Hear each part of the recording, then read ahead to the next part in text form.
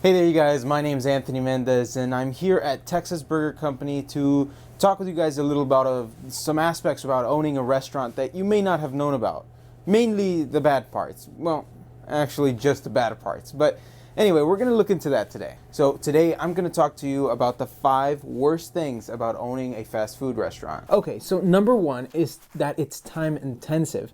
It may sound great and easy to own a restaurant, but at a small scale, there isn't enough profit left over for the infrastructure required to make a business run on its own. So like McDonald's and Dairy Queen and Wendy's and Chick-fil-A, those all pretty much run on their own without the owners having to go to each individual store and make sure that everything's working, because they have managers and people to ensure that.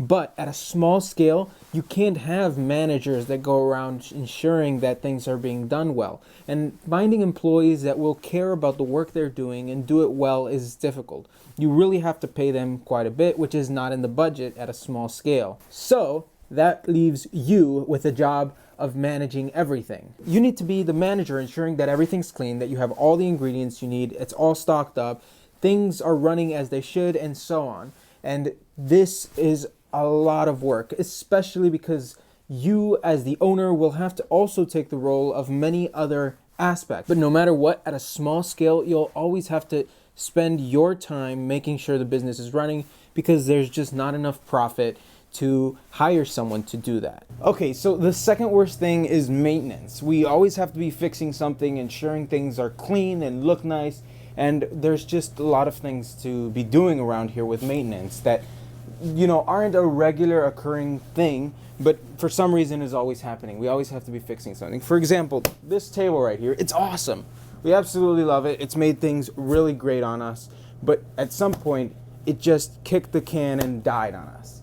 So we didn't have the money to change it out because, well, profit margin in the restaurants are so low. So we had to come in and fix it. And that's the case for a lot of our other appliances. There's no room in the budget to change them anytime soon. So if something breaks, we're likely going to be fixing it.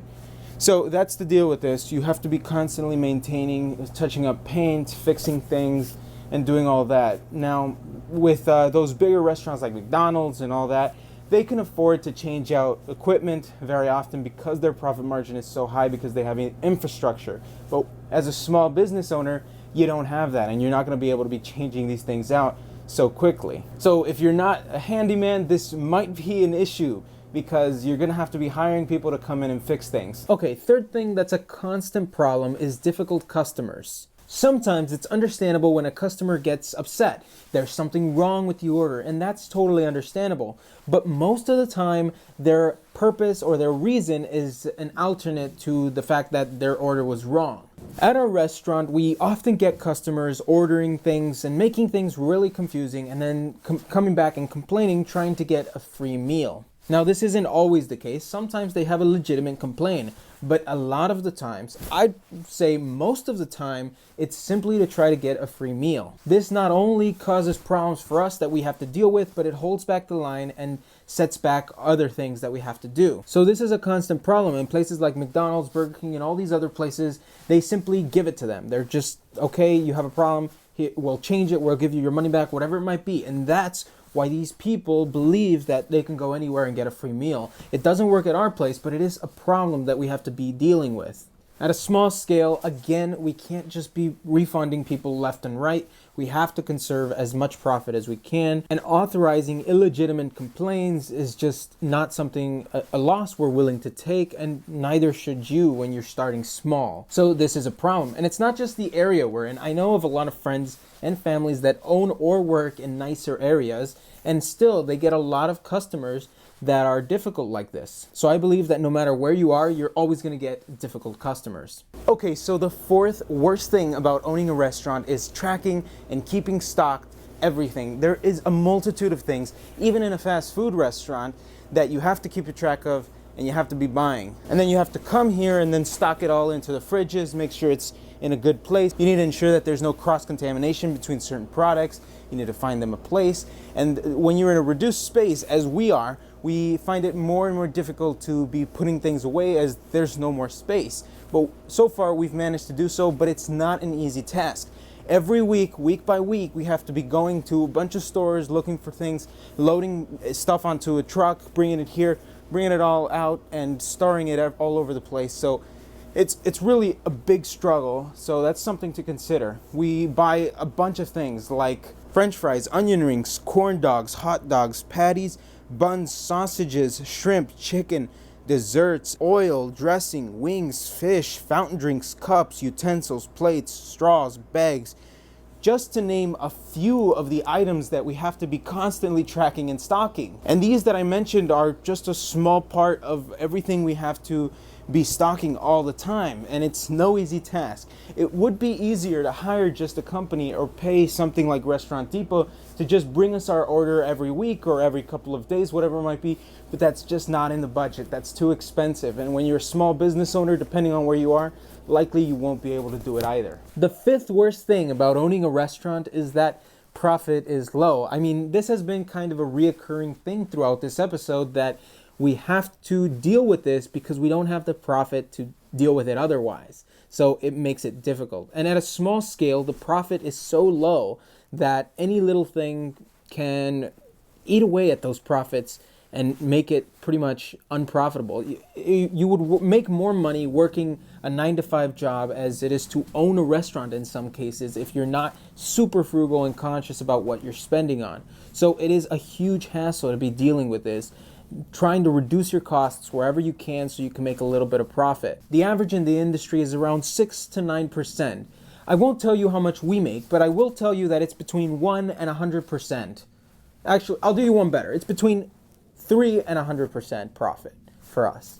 So it's really a difficult thing to deal with, that you have to be making things more efficient, ensuring that things are working well, and for this reason you can't hire additional people to help you out. You can't change out equipment often. There's just a lot of issues that come with this, and one little slip up, one problem, one thing that requires a large amount of investment will completely destroy your profits for maybe months. Okay, and finally, I'm going to leave you with a bonus tip, a bonus consideration, but restaurants are in a red ocean.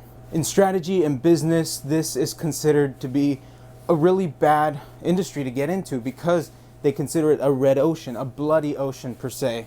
This means that there is a ton of competition, and if you try to get in there, well, they're trying to say you're going to die, and you're going to contribute to that red of the ocean because it's just so saturated with businesses that are dying because there's so much competition that you get in there and the economy cannot sustain the amount of restaurants that are out there. And it is extremely difficult to differentiate yourself and innovate. So there's little room for you to make something different to attract customers. Although I'm not going to say that there is no room for innovation, because I do believe there is. I'll make a video on that in the future, so make sure you subscribe. But anyway, it is just really difficult to get into the restaurant business. The profit margins are really low when you're a small business like this. You just cannot compete with those bigger businesses and bigger fast food chains like McDonald's and Chick-fil-A and all these other places. So that's seriously something to consider. But if you don't care about all of that, make sure to go down in the description below. There's another video where I explain the 5 key success factors in the restaurant, in the fast food industry, so you can succeed. So you don't want to miss that video out. With that being said, make sure you hit the like button, and I'll see you guys next time. In fact, I'm here right now to do maintenance. Here's the light that I came to fix. There's a light outside that just stopped working. It just croaked, kicked the bucket. And that's why I'm here. I decided to record the video, but there goes to prove my point. You see, you always need to be maintaining this place, and it's just a big pain in the butt. Got my tools here. Gonna be fixing this light up, and it's just, you got to be maintaining stuff. And it's costly. It's a pain in the butt. It takes up your time, and it just eats away at profits. And that's just the thing. But I don't want to discourage anybody, because it's still awesome to own a restaurant. But I do believe there's a lot of other businesses out there that have more potential than restaurants do. So that's just something for you to consider. This thing just kicked on. Maybe it's too much noise. I don't know. All right. See you guys next time.